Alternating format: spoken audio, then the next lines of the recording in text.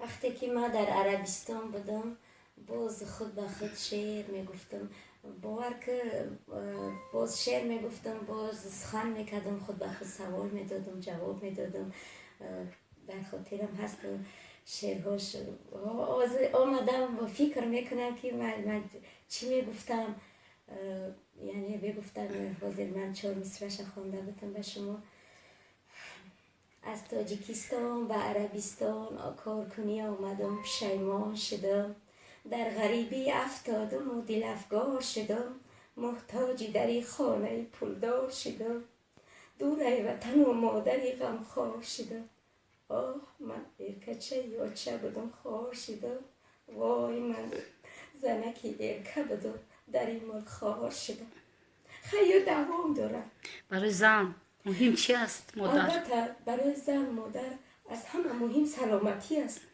از همه مهم سلامتی است.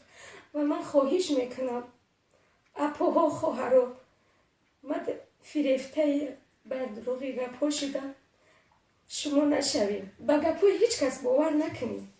همین پرزیدنت تمام جناب برای همه زن هم البته غمخوری در همه جا کارخانه شدگی در همین تاجیکستان خمونیم تایی نان راحتی جان گفته همین شکرانه کنین در همین وطن خمون کار کنین.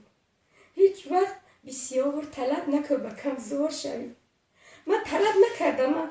من فقط 15 تا فرزند دارم. من فریب خوردم. من فرزنده مکتب تمام کردن خواستم که من در آینده یک چیز شوه گفتم. من به این خاطر من فریفته گپ‌های بر دروغ شدم. التماس شما نشوید. من همین قد تمنا دارم. تشکر. شما یگون هنری دیگه داره که نامومده به وطن مثلا با اون مشغول شه؟ برای که خوندن و شنیدن 15 فرزند خیلی مشکل است. باور که وقتی که من شعر دیگر نویساندم برای من شوهرم یاری شیرینم به تو غمگینم آرزو دارم رویت ببینم.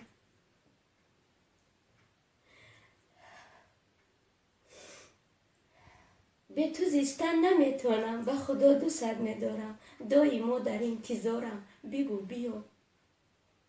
بمیرم در خاکی پایت سر بیمانم پیشی پایت سجده کنم پیشی پایت توبه کنم تا قیامت بگو بیا. من حاضر به توبه آمدم. من توبه کردستم که دیگه به اجازت مردم قدم از خانه نمیبونم برای بیرون. من حاضر فقط در همین فکر در همین سخن و در همین گپ هستم که دیگر همین میگن که در شیر سوختم 2 غپوف کده میخورم. وقتی که من عذاب دیدم باز میگم به اجازت مردک دیگه هیچ جا نمیبرم، هیچ جا نمیرم. سلامت باشید. و آخرین تمنای شما به خواننده ها؟ در آخر من چی گفته میتونم؟